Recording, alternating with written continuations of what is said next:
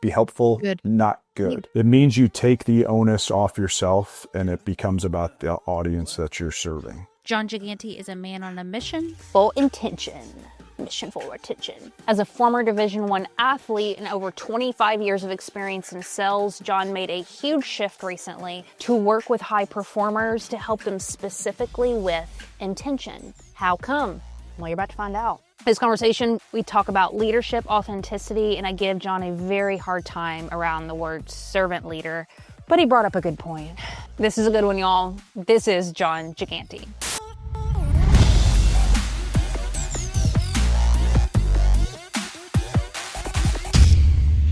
All right, let's imagine that you are sitting on an airplane and there's a stranger sitting next to you who's super chitty chatty, and they look over at you and they say, "What do you do for a living?" How do you choose to respond to that? Yeah, for me, you can sit here and sugarcoat it and say, well, I'm in leadership development and I'm an executive coach and I'm a speaker and all this stuff. But really, my last name is Giganti, which is Italian, and it literally means big or giant. And honestly, it's taken me a while to live into that. And so, and I always say too, when I'm coaching or speaking anywhere, I'm standing shoulder to shoulder with everybody. Imposter syndrome's a real thing. I deal with it. And I think most humans probably deal with it in some way. And I think it's actually, dare I say, it's healthy.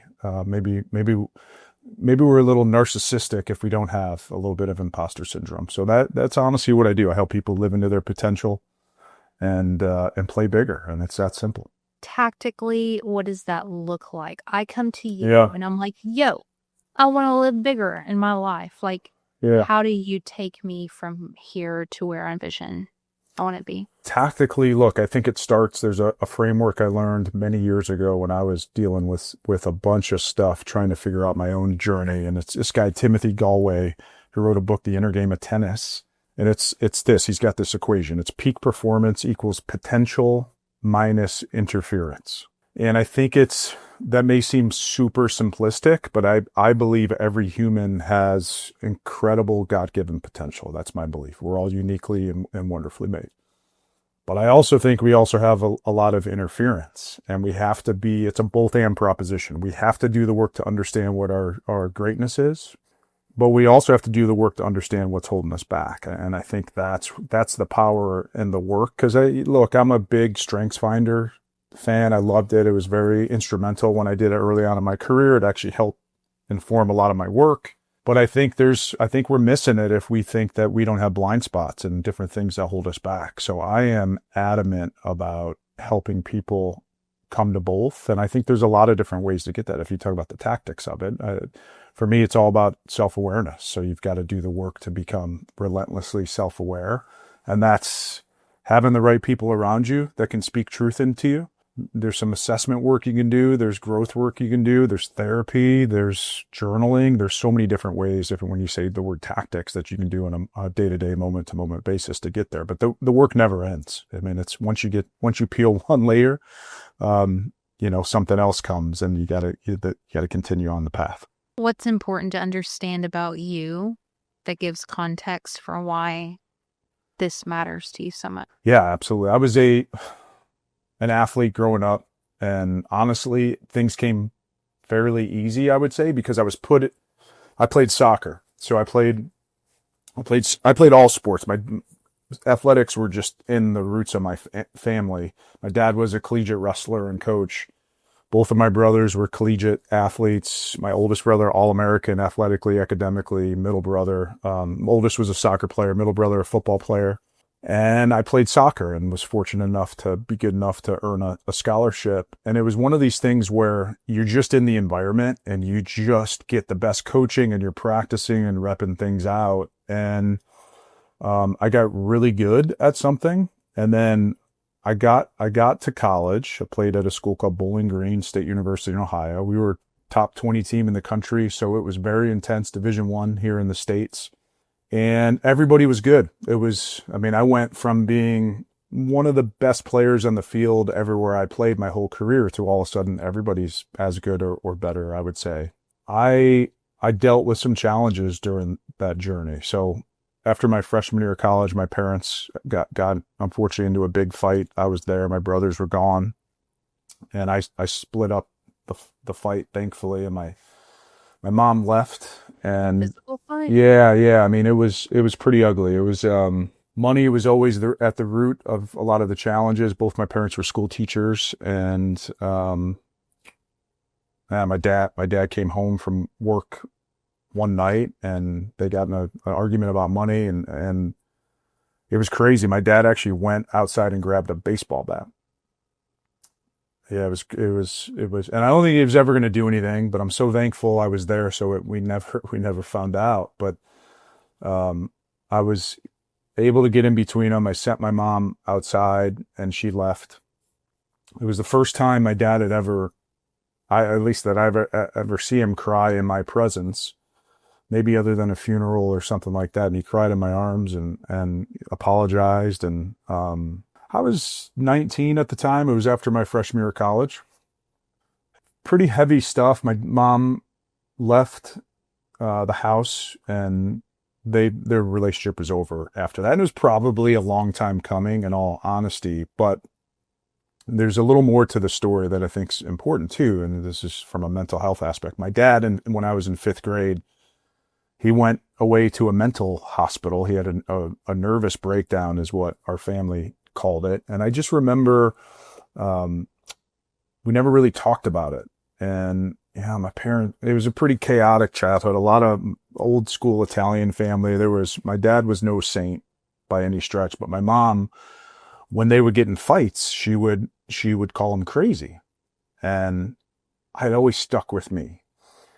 And so I go to fast forward. They have this big fight. I go back to college, and I'm just grinding, just trying to, sophomore year, good team. I actually earned a starting spot and won the MVP of one of our tournaments. So I was good enough to be a pretty key contributing player.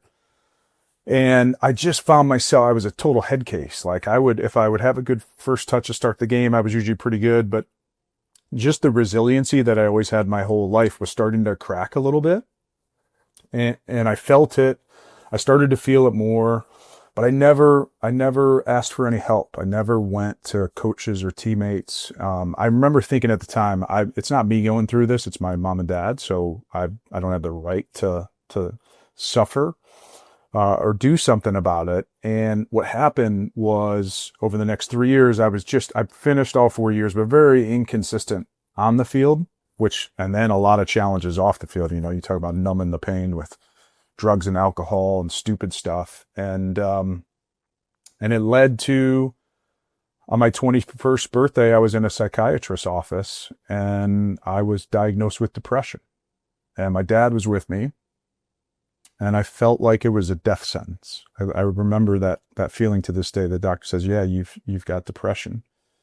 Gave me some medication, and oh my gosh, God forbid I'd never share with anybody about that. It was to me a sign of weakness, I would say. And so went back and never shared anything with teammates. Actually quit drinking before my senior year. I got in the best shape of my life, which was good. But my teammates would say, "Oh man," they called me Jono, what's going on? Why aren't you partying with us? I'm like, "Man, it's senior year. I gotta rock and roll here." And I won a starting spot, and I lost it by mid-year. And it's just, my identity was in a soccer ball, for many, many years, even after that. And I was crushed, man. I had some pro tryouts, but wasn't good enough to make it at that point. And, yeah, thankfully over the course, probably 10 or so years into my corporate career, and I would say numbing the pain a lot, many therapists, I finally had a panic attack presenting in a sales meeting. And what's crazy, Heather, is I was a speech champion in high school, so I had the innate ability to speak, but I lost it. But it was all this garbage manifesting itself. I didn't deal with it. So I talk about the interference a lot, because that was a wake-up call. I almost lost my job, almost lost my family, but I fought back. I figured out, went to Toastmasters for 2 years. I finally found the right therapist. There's a faith element to this. Honestly, I finally surrendered to, for me, a higher power, and realized I didn't have to have all the answers. And it was okay to show weakness. That's what it took, many, many years of not showing it. And then I started to speak to different groups. I took every opportunity I could to speak, and I realized that if I could speak this out and show a little bit of weakness through the process, it just opened other people up, especially as guys, right? Tendency to be prideful. And I knew I was onto something. I was, honestly, I read a Bible verse in 2 Corinthians when Paul's asking Jesus to remove the thorn from his side. And Jesus says, my power is made perfect in weakness. I'd never read the full Bible up until that point. It was 2015, I believe, and changed everything. Cause I'm like, okay, use me. I will show weakness every moment I can, if that's going to help others. And I've just found that that's been a pretty incredible piece of this of, we all have it. We all have some type of weakness, and we have to be okay exposing it and talking about it. And then that in turn allows us to live into our greatness. Oh, friend, you're bringing up a lot. We started this conversation. You were talking about living to your full potential, like becoming great, that whole thing, which I think, anybody who's attracted to this work, like we can feel that. I was talking to my friend Glenn earlier today, just like this feeling of being called, like I'm called to do something with my life and something big and something great. And I don't think everyone feels that. I used to think everyone felt that. And then I realized talking to enough people, I'm like, not everybody feels that way. Like there are some folks who are like, hot dog, I was put on this earth to do something big. Now you couple that with what you just said, which is, and I'm putting words in your mouth, but I heard you say something on the lines that like the gateway to doing something really great is through exposing, talking about, leaning into, accepting your weakness. And that seems so counterintuitive, especially in our Western masculine energy bull society where it's like, I'm a badass and I'm going to tell all of you how much of a badass I am. And I'm just going to like, heighten myself and make everybody think that I'm whatever, an influencer. And really the doorway to real greatness is through brokenness and weakness and so forth. At least that's what I'm hearing you say. Tell me if I'm wrong on that. No, but I want you to kind of marry those two ideas for me because it seems counterintuitive. Like I'm called to be great, but here you are saying I need to be weak. Yeah. Yeah, I think so. Well, let me share this because I had a speaking coach, this guy by the name of Michael Port, and I was in his speaking. I was doing a keynote class a few years back. And I wrote this really cool keynote all about servant leadership. And it was all surfacey and really rah-rah and good. I was a sales leader at the time. And I wrote Michael. I didn't know him super well. And I said, Michael, I sent him an email and I said, it's just not resonating. It doesn't feel authentic enough. And I shared a little bit about my story. And I said, the speaking stuff means so much to me. Here's why.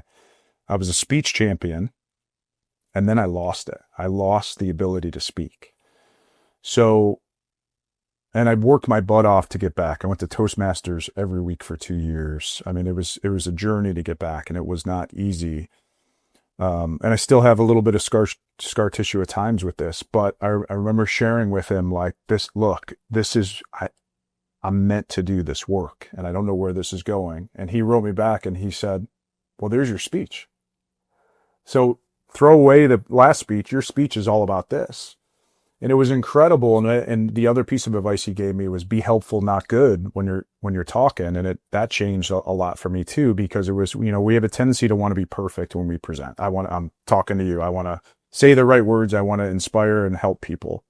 I'm not going to say everything perfectly. I get asked all the time now for speaking advice in the corporate world. I'm like, be helpful, not good.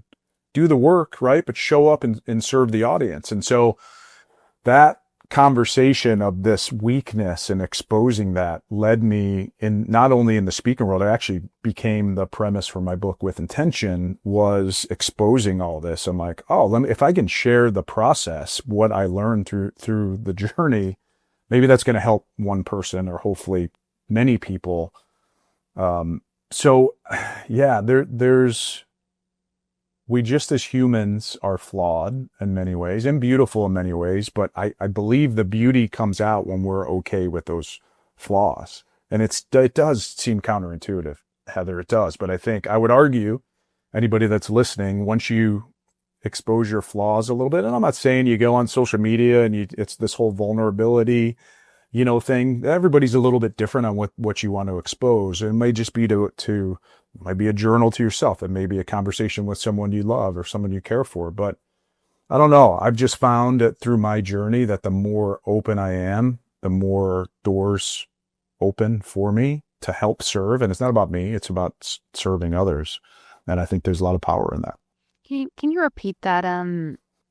Be helpful, not what was Not good. Be helpful, good. Not good. Can you give me like an example of like how could I, as a communicator, as a storyteller, kind of hone in on being helpful, not good? What does that mean to you? It means you take the onus off yourself and it becomes about the audience that you're serving.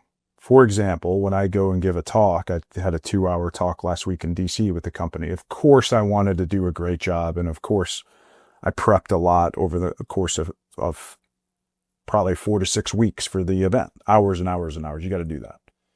But at the end of the day, what I always come back to, and my wife always reminds me, because the night before I was sat in this conference a little bit early, so I'm changing some of the content. And I said, Michelle, my wife, I'm like, oh, man, I'm kind of stressing out about this because I want to change a couple things. She said, John, remember, be helpful, not good. Because she's heard me say this a million times. And it's always a reset of like, okay, I'm going to be present and I'm going to serve the audience. And that's enough. You got to trust the prep, but then you have to show up and be present. And it's, I think, easier said than done. It takes a little bit of practice, but I believe it's a game changer. I had a corporate individual reach out to the company I used to work for last year. This girl was terrified to speak at their end of the year sales meeting. And she even faked 2 years ago that she was sick and didn't go and did it virtually. They had to go do like an end of the year. I mean, it's heartbreaking, right? But that happens a lot more than you would think. You've been, right? And I always say, be helpful, not good. And then what do you want the audience to feel? And I think that's a big change and filtering mechanism for people, because it takes the onus off of you and all of the focus off you of like, no, I want to say this and I want to do this. And even more so than what do you want them to think? And people always say, I want them to be inspired or hopeful or encouraged or challenge, whatever it is. And then you start to prepare a little bit differently. And I think it just frees you up to show up in the moment. You know, what's interesting is, I was this past weekend, I know you and I talked a couple of weeks ago, and I told you that our group of folks are storytellers and communicators. But I've dug in even more since then and really thinking through kind of the barriers. You talk about the resistance of not only what you're good at, but what's coming against you. And for us, for unconventional leaders, this community, we're drawing in a lot of folks who have messy, hard stories that on surface level disqualifies them from doing the work that they're doing. And we're really trying to emphasize here that the thing that disqualifies you is your competitive advantage. Like, that scripture talks about, like, I'll use what is weak to make you strong. I think I'm jacking that up, but it's exactly what you're saying. It's that instead of like hiding from it, we lean into it. But what's interesting with that is when you come with a big story, like this happened to me in my childhood, maybe I was born a certain way or yada, yada, yada. When there's all this weight and all of this stuff, sometimes it's challenging to figure out how do you communicate that, but still be helpful. Because you don't want to come across that you're just doing a pity party or talking too much about yourself, like steering that towards something that's helpful. I'm curious how you help folks with that. I mean, I think it all starts with human connection. And I always like to say heart connection. So we're as humans, we're really good, especially in the business world, leaders where I come from is this head connection. Everybody's trying to be the smartest person in the room, right? That happens often.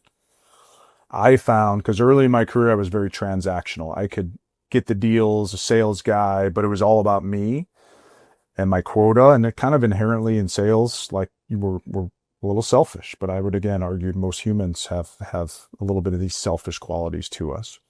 I think the flip is when we can be very authentic and service focused, right? More of the servant leadership, which I know is cliche, but I think it comes down to presence. And honestly, I would say too, Heather, I think it's a curiosity even before everything, and a caring. So if I show up with you, I've seen a lot of your stuff. It's fantastic, but I want to connect with you. I want to be present. I want to be real and authentic.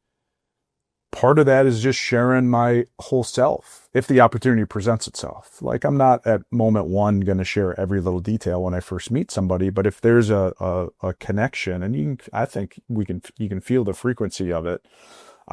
I want to hear from you, the real you. I don't want you to bullshit me, honestly, and I'm not going to bullshit you. That's just what it is. And I played that game for a long time, right? It was just, I'm going to be the BS artist and I'm going to look smarter than I am. And I always say now, I'm almost 50. I'll be 50 next year. But I feel like I know a lot less than I used to know. And I'm actually okay with that now, finally. It's taken me a while to get here, right? But it's just the truth. Knowing our community, I've shared with you who they are. We talked a couple of weeks ago just about the communication element and storytelling and so forth. What do you think it's important for our group of people to know about communicating and storytelling? I think storytelling is all about service. And I struggle with service. Can I tell you the truth? Please, tell me more. Let's go. When I hear service, like, I grew up in an evangelical church in ministry full time, and service was such a word that was used kind of to manipulate, where I kind of got ran over a lot. And it's been really hard. I don't mean to interrupt you, Jon. Forgive me. Please. No, I love it. This is great. Be honest with you. Saying servant leader and so forth, especially as a woman in the South, like growing up in that environment, it was just kind of like, whatever we say, you do because you're a servant leader and that's what God wants you to do. But also, I hear you and I'm like, there is an element of service and we want to think about the other person and empathy and all of this stuff. But every time that comes up for me, I feel like this trigger and I don't know. I don't want to throw up on you, but no, please. Yeah. Tell me more. Think about that. Yeah. I mean, look, we all have our own individual journeys. So I appreciate you sharing that and honestly calling me out a little bit because it made super honest on the show. I love it. People, I'm like, what? I love it. No, it's great. Keep it up. Yeah, because it's kind of cliche. I think I said that a few minutes ago, servant leadership. So just the term feels a little cliche. And I wrote a whole speech about it and then I threw it away because it was probably BS and too cliche. And here's where I was going with the storytelling and service piece. And probably the wrong term was service. Obviously I triggered you on it. So hopefully I didn't trigger. It's wrong. I think I don't know. I just wanted to hear what you meant by it. I feel like it's this whole journey for me it's the moment it becomes about me is the moment I lose and I'm not going to have impact. If I consistently, I make it about other people, good things will happen. And here's the thing I've thought about since I left. Again, I left a very cushy corporate gig. I was working my way up the chain, an executive at this very successful company. And I knew, longer story maybe for another episode, but they didn't like that I wrote a book and was out speaking and building into people. They wanted to keep me in their box and lawyers were involved and I had to get a lawyer and we just couldn't decide. We couldn't come to an agreement that like, okay, this is good for your brand and whatever. It's typical corporate BS, right? So when I say service and paying it forward, the thing that kept me going and gave me the courage to make this leap was that I knew if I didn't leave, there were going to be lives I couldn't impact. Right. So I gave a talk last week, did a 2-hour speech / workshop for this company that I never would have been able to do if I didn't leave my former company.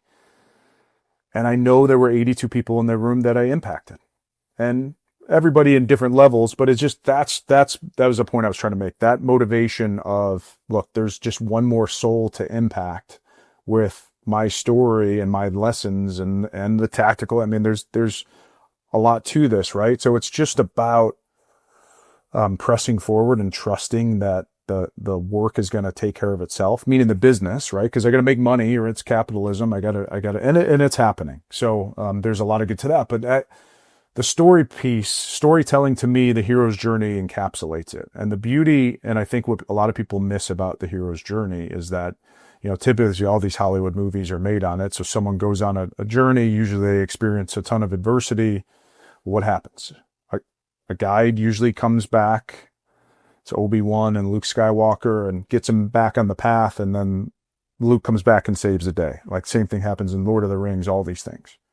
But I think what people miss is, once you become, the hero's journey is not about you becoming the hero. It's actually about you becoming the guide.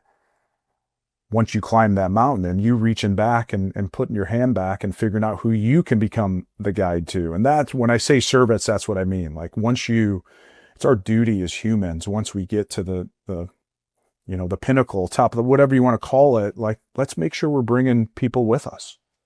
No, man, I agree with you. I think that's my own religious trauma coming out. I had a weekend with a friend. She's a branding strategist, and we both do very similar work, and we're able to give each other some really harsh feedback on each other's brands. And one of the things that she told me is, she said, you're so afraid to lean into this, but that is the most helpful thing that you can do for other people.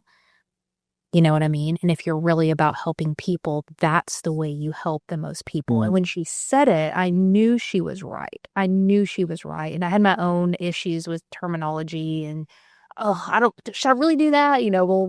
But when she said that, like, something clicked in me, and I was like, oh my God, I've been so selfish because I haven't been thinking about what is in my hand that I can tactically do that would be the most impactful to help other people. And it really unlocks something inside of me. And I mean, I think that's what we were designed and created to do, is to make an impact and help others and contribute. I mean, think about Maslow's hierarchy of needs, like self-actualization, that's what we're all aiming for, is to get to the point where we can contribute. Sure. And it's just interesting to me to go back to kind of your, starting point about weakness and being open to that and sharing with it. Because the counter thought is like, oh, if I'm going to help people, I'm going to be this strong, tough, matter of fact, I know what we're talking about. Here's the 5-step formula, blah, blah, blah. When really, like, what is most helpful for people sometimes is like our own sacrifice and our own vulnerability. And think about Jesus. Somebody just told me this earlier today, like the symbolism of him going to the cross and like literally giving his life for other folks. That's what essentially what you're saying in our messaging is, like, where are we giving ourselves fully Sure. for other people? Yeah. And there's also an authority piece that someone like Jesus had, right? So it's weakness, but then also authority. I think it's both. So I believe that the vulnerability, the authenticity opens people up to the message, right? Because it builds so much freaking trust. I've seen it happen dozens and dozens of times. I mean, look, I gave this talk last week, and I open up usually with my backstory, because people are probably expecting me to come in and talk about how I wake up and go to the gym at 4 a.m. and I'm, you got to have these habits, and you got to crush the day and dial for all this stuff, because that's what most people see, especially in the sales world. And then I come in and punch them in the face. I'm like, let me tell you how broken I was, but then let me share a little bit about the road back and what I've learned, and let's see if we can apply this and how that can help you. I found that formula has completely opened the door to so many conversations. And so and I'll be, now I'm curious because you said your friend called you out, and I'm going, Heather, what did she call you out about? The marketing element, I'm really, really good at helping folks with the marketing side to their business. I do that privately, but I don't publicly talk a lot about it. And I think it's because there's so much scuzziness in that space where it's like, I'm just anti-bro, dude. Like, I'm so anti-bro all day long, anti just all that stuff. But also, she said this to me. I think she was 100% true. Like, there's kind of like a false humility where you're like wanting to come across as humble or I have a lot of ministerial issues too. You know what I mean? Sure. And so kind of coming and saying like, hey, I'm good at this, or I can help in this way, feels disingenuous. But really what's been disingenuous is not owning that. And so that's what she called me out on. I'm so grateful to have people in my life who can just shoot it to me straight. How did that feel when she called you out? Like, damn. Yeah. Reward Simbonda. He was on the show. He's a pastor out at Saddleback Creek, California. I don't know, something like that. And he talked about the crisis of humility, where a lot of folks who come from ministry backgrounds or kind of servant leader mentalities, the issue with them is that they've been trained to come across as humble and wanting to be humble and wanting to be the servant leader so much to a point that they become ineffective. And he nailed it, and that's exactly what I've walked through. And I don't know if it's a gender thing. I don't know if it's Southern Bible Belt shit, but it's an issue, and it's an issue that a lot of our listeners have too, because a lot of them come from kind of ministry backgrounds or helper mentalities or whatever, like opposite of sales. Like, it's like, Yeah. So I don't know where I was going with that, but that's kind of what happened last weekend. And that's why sometimes like servant sometimes triggers me, even though at the end of the day, I know that's what the meat, the spirit, the life of all. What are we doing here if we're not trying to make an impact? Yeah. I mean, I think it's so individual, and if it's authentic to who you are, then do it. And if it's not, every human, come on, if we look at ourselves and we assess, we know if we're full of it. So I don't care if it's Bible Belt or California or wherever, this is the importance of doing the work, the inner work on yourself, but also having the right people around you that can call you out. So your friend calling you out in a good way, I call that truth and love. That's amazing. You want people around you to be able to do that. But if you're humble, good. Like, don't run away from that. Come on. Yeah. But that's the flip side of it, of like, oh, I'm pretending. And I get that. I've served in churches and mission trips and stuff, but never served in actual ministry. So I could see that that's how you just have to be wired eventually, and then it's inauthentic. But I would challenge everybody to really go deep and maybe there's some prayer that needs to be had, but certainly some work that needs to be done, and surround yourself with the right people that can call you out on that for sure. But if it's authentically you, it's authentically you. You got to live into that too. And that's where the self-awareness comes in. Yeah. Presence. Where does presence come into play with all of this? First half of my sales career, I was such a selfish, me first, quota driven sales guy. And I had some success because I could get in the room and build relationships with people, but it wasn't about. You really, or are you just being hard on? I really was. I was drawn to the money. Everybody loved me. People loved me because I was a good guy. I came across as a good guy, but I was running away from so much garbage. I had a client that I got pulled off a big account halfway through my career because I challenged a client, didn't have trust built. Another one threatened to leave. Thankfully, we had something in our contract that kept him. I had just spent the weekend with his family a couple months before watching a boxing fight in San Antonio. We were good friends. He felt terrible that he was he was going to leave us. We ended up saving it, thankfully. But I was really good at building friendships. I was terrible at delivering value. And so ultimately, I should have got fired. I didn't. By the way, I was having these panic attacks around the same time because I was running from all this stuff. Thankfully, I had a leader that encouraged me and said, we're not going to fire you. We believe in you, but you need to reinvent yourself. And I took it very, very seriously. And I went through this process of really brokenness and then I would say reinvention to try to figure out. And I was able to change. I became a value-driven salesperson. So instead of me going and wanting to pitch my stuff, it was, let's get on a whiteboard and I want to be present and learn about you. You asked about presence. So I flipped it from me first to, I would say, curiosity first. And honestly, Heather, somewhat by accident, but I remember being in a whiteboard in Baton Rouge, Louisiana with a client, 2-hour session. All I did was said, where do you want to go in the next 1 to 3 years? We wrote it down and we built out a whole bunch of stuff. And at the end of the meeting, they said, oh my gosh, those 2 hours, you showed us more about our business than we even know about ourselves in that 2 hours. And I really didn't do anything. I was just the catalyst to get it out of them. Well, I started to take that approach everywhere and it is a presence of I care and I want to understand where you want to go. It's not about my product or what I want. It's truly about what you want. And then I got into the coaching space, executive coaching space, and it was the same thing. It's all the same. It's just, how do I build trust with you from a presence standpoint, get very curious, and then you trust me, and then, all right, let's help you get there. Right. And so,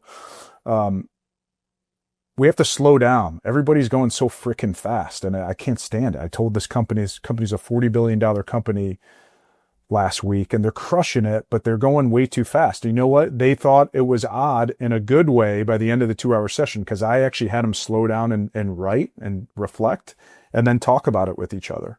And I do this exercise, talk about presence. I do this exercise called 5WC, which I'll share with the audience, 5W clarity. It's very simple. It's, what are your wins? What are your wars? What are your weapons? What are your windows? And then your wonder. And all it is what wins are obvious. What are you battling? That's really important to know. But what weapons do you have to combat those? Windows are what's in front of you, the opportunities ahead. And wonder is, what are you grateful for? And it happens every time. I get chills talking about it. I had an executive in the room and I'll ask him to share and he's in tears.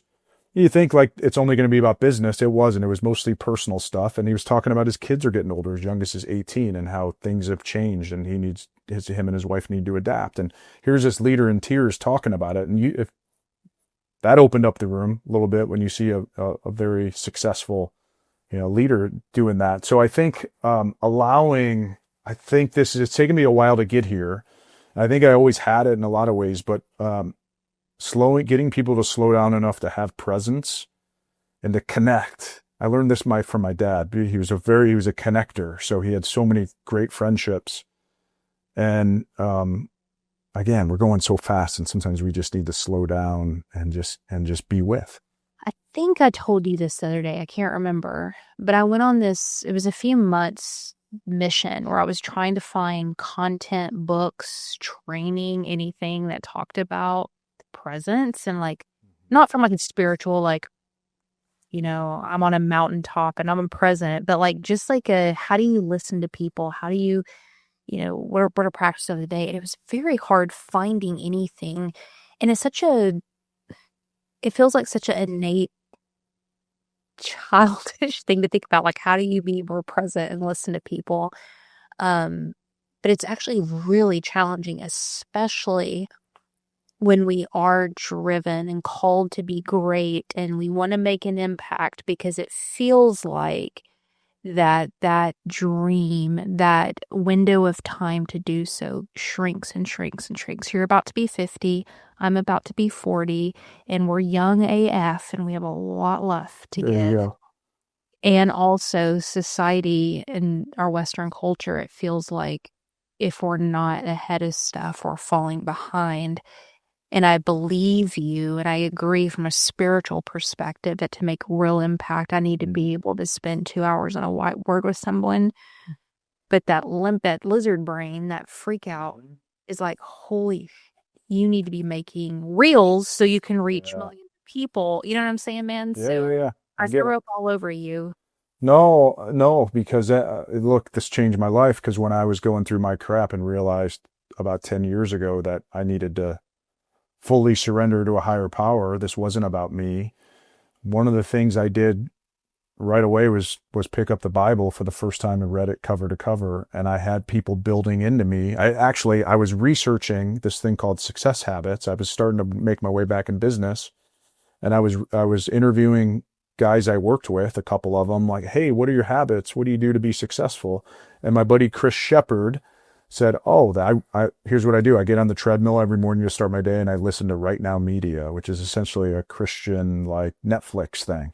And I'm kind of going through this journey trying to figure things out. And I'm like, wait, so you're not waking up and getting on email and or dialing for dollars or whatever it is.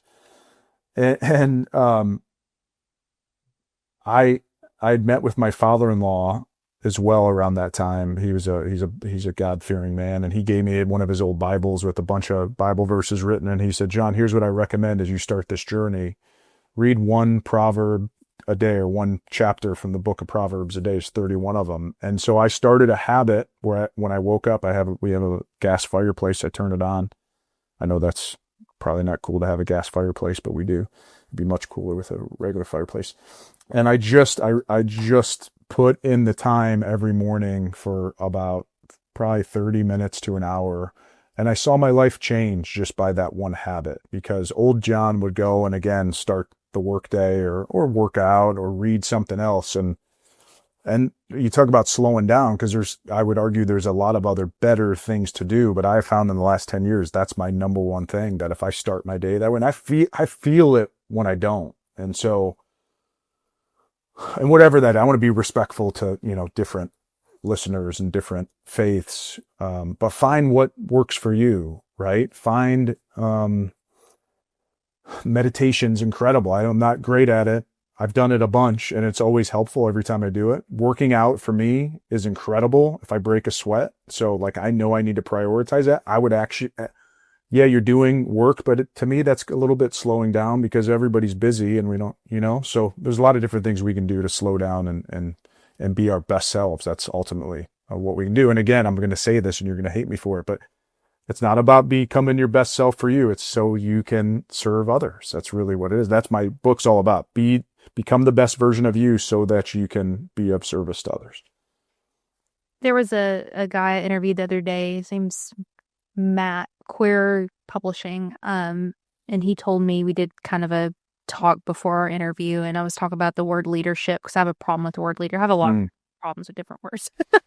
But it's in my podcast, like it's called Unconventional Leaders. He said, Heather, it's an invitation to redefine these words, and and I think with servant leader, I'm so glad that you brought that up and you were using these words, because I think it's an invitation for those of us who have been in ministry or kind of used it was used to weaponize like agendas towards us, to return back and reclaim what that means, which is really like the God-given mandate and call in all of our lives to care for others and make an impact and contribute and do something, which I know everybody listening to this, that's why we're here. So I'm so glad you used that word. Challenge me on it. I need to be challenged on it. I have a final question I ask all my listeners, but I think the world of you, I'm so glad that you took the leap to follow the calling on your life and to do this scary thing, and that you have an incredible family and wife and support system who can go on this journey with you. I know you're just getting started. It's probably been a hell of a year. I can't wait to see where you go from here. Where would you like our listeners to connect with you? And what do you think would be the best resource that you have available based off what you know about my folks that you can point them to? Yeah. So I'm pretty active on LinkedIn. I imagine some of your folks, if not a lot of them, are on there. So I publish a few times a week on there. I also have a newsletter that I publish every Saturday morning.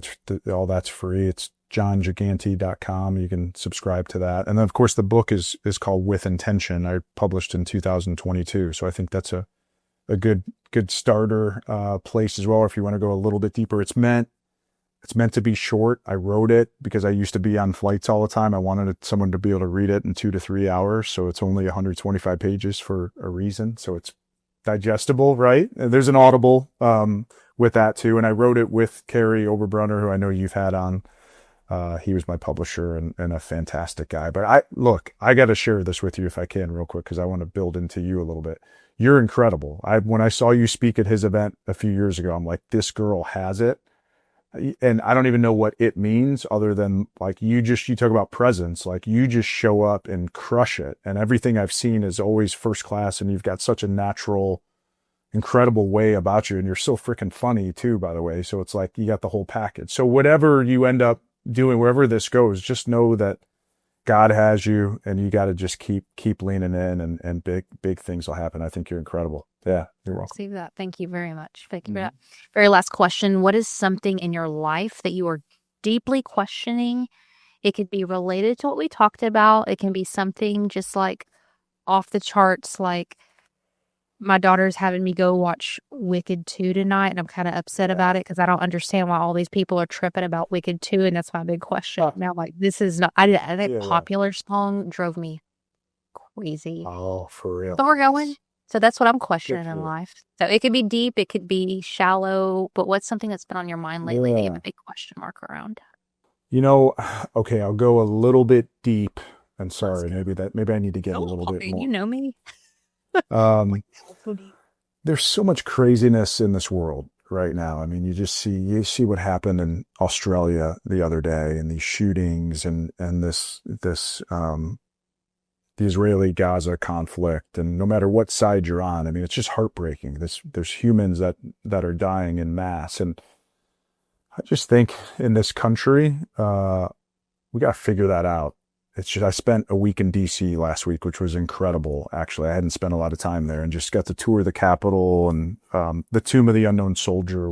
The company I was with laid the wreath, and it's life-changing when you go there and see it. And we saw the Lincoln Memorial. I just think there's so much more in store for our country, and I'm trying to figure out how I fit in and how I can help. And sometimes it pains me a little bit of like, oh man, what else could I be doing? And so that's a question I'm asking. And I've got an 18-year-old son who's asking a lot of these questions now. And I honestly, sometimes I feel like I can't help him because I don't have the answers. And so I'm always trying to figure out how to get better and understand more so I can help serve him and the rest. Jon, thank you for your time today. Thank you. It's a pleasure. Awesome.